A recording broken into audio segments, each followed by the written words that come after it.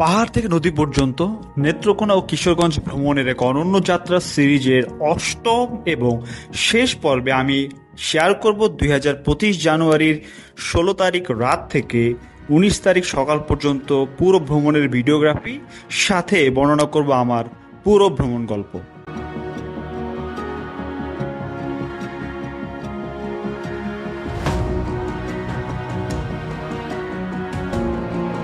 মূলত নেত্রকোনা ভ্রমণের পরিকল্পনা আমার মাথায় আসে কুড়িগ্রাম গাইবান্ধা ভ্রমণ করার পর থেকেই। 64 জেলা ভ্রমণের ধারাবাহিকতায় আমি খুঁজছিলাম পরবর্তীতে কোথায় ভ্রমণ করা যায়। এই চিন্তা থেকেই আমার মাথায় ছিল বরগুনা, জামালপুর, শেরপুর এবং নেত্রকোনা ভ্রমণের কথা। অনেক জল্পনা কল্পনার পর 13 জানুয়ারিতে আমি ঢাকা থেকে নেত্রকোনা যাওয়া আসার দুটি টিকিট কেটে নিই।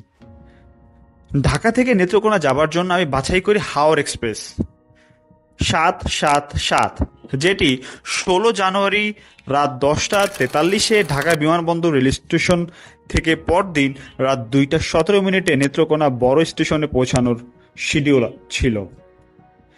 নেত্রকোনা থেকে ঢাকা যাবার জন্য আমি বাছাই করি মোহনগঞ্জ এক্সপ্রেস 790,